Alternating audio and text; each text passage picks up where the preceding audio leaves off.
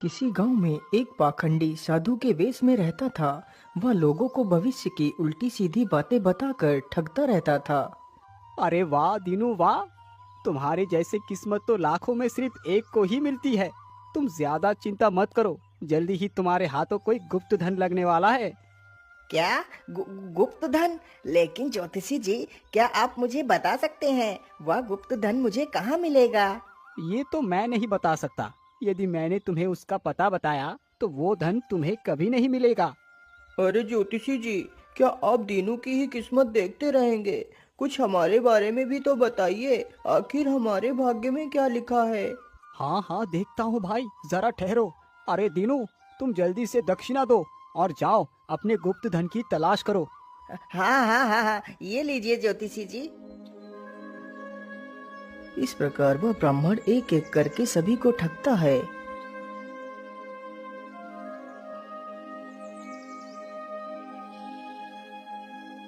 रोज रोज इन्हीं के जैसे मूर्ख लोग मिल जाए तो मैं जल्दी ही धनवान हो जाऊंगा।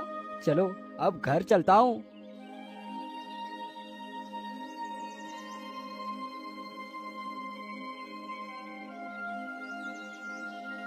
अरे बाबा जी, जरा इधर आइए। बोलो पुत्र, क्या बात है? तुमने मुझे क्यों बुलाया है? तुम्हें क्या पूछना है? बाबा जी, मैं बहुत परेशान हूँ। मैं 3 वर्षों से अपने लिए सुंदर पत्नी की तलाश कर रहा हूँ, परंतु मुझे अभी तक कोई नहीं मिली। मैं जहाँ भी जाता हूँ वहाँ सब मुझे मना कर देते हैं। आप मेरा हाथ देकर बताइए कि मेरे भाग्य में कोई स्त्री है भी या नहीं। अरे पुत्र, तुम चिंता मत करो, मुझे अपना हाथ दिखाओ। फिर वह व्यक्ति उसे अपना हाथ दिखाता है। पुत्र, तुम्हारे भाग्य में तो बहुत ही सुंदर स्त्री है। क्या आप सत्य कह रहे हैं बाबा जी? सच में मेरे भाग्य में बहुत सुंदर पत्नी है? हाँ पुत्र, मैं एकदम सत्य कह रहा हूँ। तुम्हारे हाथ की रेखा यही बता रही है। बाबा की झूठी बातों पर वह विश्वास कर लेता है और उसे खुश होकर काफी धन दे देता है। वह साधु दिन भर ऐसा ही करता है। वह लोगों को बेवकूफ बनाकर काफी सारा धन इकट्ठा करता है।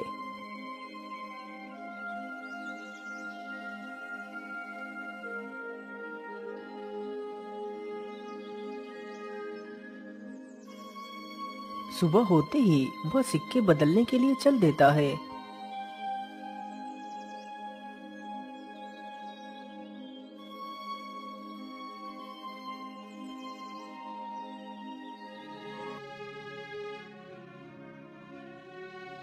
वह दूसरे शहर जाकर उन सिक्कों को चांदी के सिक्कों में बदलवा लेता है।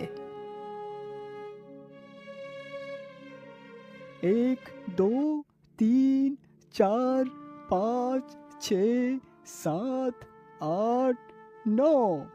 अरे, ये सिक्कों की आवाज तो बाबा की झोपड़ी से आ रही है। चलो देखता हूँ। उसने झोपड़ी में झांक कर देखा तो साधु चांदी के सिक्के गिन गिन कर एक मटके में रख रहा था।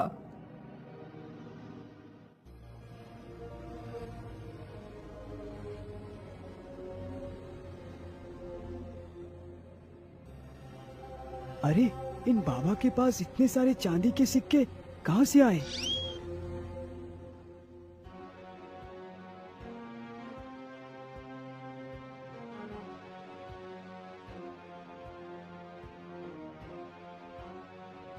उस पाखंडी ने गांव वालों को मूर्ख बनाकर ये धन इकट्ठा किया। वो खाना मांग कर खाता है, फिर धन का क्या करेगा? उस लालची को सबक सिखाना ही पड़ेगा।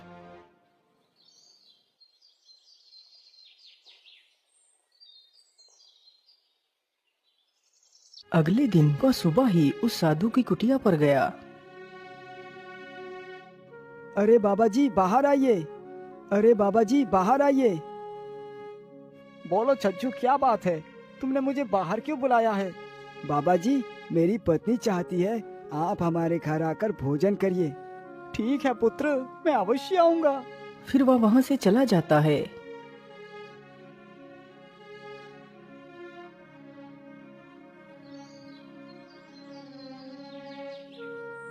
दोपहर हुई तो साधु अपना कमंडल लेकर छज्जू के घर की ओर चल दिया।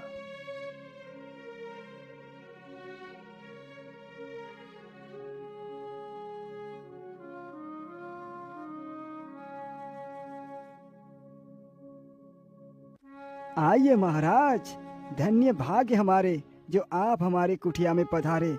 अरे भाग्यवान, बाबा जी के लिए भोजन ले आओ।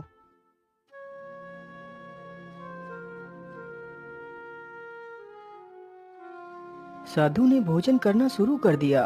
थोड़ी ही देर में वह सारा भोजन खा गया। छज्जू और उसकी पत्नी ने उसे 1 रुपया दक्षिणा देकर विदा किया। हाय राम, मैं तो लुट गया, बर्बाद हो गया। क्या हुआ सज्जू, तुम इस प्रकार क्यों चिल्ला रहे हो? मैंने बैल खरीदने के लिए मटके में सुबह चांदी के 100 सिक्के गिनकर रखे थे, परंतु अब वो मटका वहाँ से गायब हो चुका है। परंतु पुत्र, ऐसा कैसे हो सकता है? क्या कोई बाहर का आदमी घर में आया था? बाहर का आदमी कौन आता? घर में पत्नी के अतिरिक्त कोई नहीं था। हाँ, दोपहर में कुठिया वाले बाबा जरूर आए थे। वो बाबा क्या घर के अंदर भी गए थे? हाँ, मेरी पत्नी ने बाबा को भोजन के लिए बुलाया था, इसीलिए वो घर के अंदर गए थे। तुम घबराओ नहीं पुत्र, चलकर उस साधु की तलाशी लेते हैं। इन साधुओं का कोई भरोसा नहीं। नहीं, ऐसा मत कहो, वो साधु ऐसे नहीं है। पूरा गांव उनकी पूजा करता है, मुझे पाप लगेगा। वो तो हमें वहाँ जाकर ही पता चलेगा। फिर वह सब साधु की कुटिया के बाहर पहुंच गए। शोर सुनकर साधु बाहर आता है। अरे क्या बात है, तुम लोग यहाँ क्यों इकट्ठे हुए हो? 2-3 आदमी कुटिया में घुस गए और साधु का सारा सामान उलट पलट डाला। तभी एक की नजर कोने में रखे मटके पर पड़ी। उसने उसके अंदर देखा तो उसमें चांदी के सिक्के थे। फिर वह उसे बाहर लेकर जाता है। अरे मिल गए, मेरे रुपये मिल गए। भगवान ने मेरी सुन ली, अब मैं बैल खरीद पाऊंगा। अरे ये छज्जू मेरे सिक्के को अपना क्यों बता रहा है? परंतु अगर मैं ये बात बताऊंगा कि ये मेरे सिक्के हैं, तो ये सब लोग मुझसे प्रश्न करेंगे कि ये सिक्के मैं कहाँ से लाया हूँ। इस समय चुप रहना ही उचित है। भैया, इस साधु को मैंने आज खाना खिलाया, दक्षिणा दी, लेकिन मुझे क्या मालूम था ये चोर है। मैंने 100 चांदी के रुपये जमा कर रखे थे। ये रुपये मेरे ही है। यकीन ना हो तो गिन कर देख लो।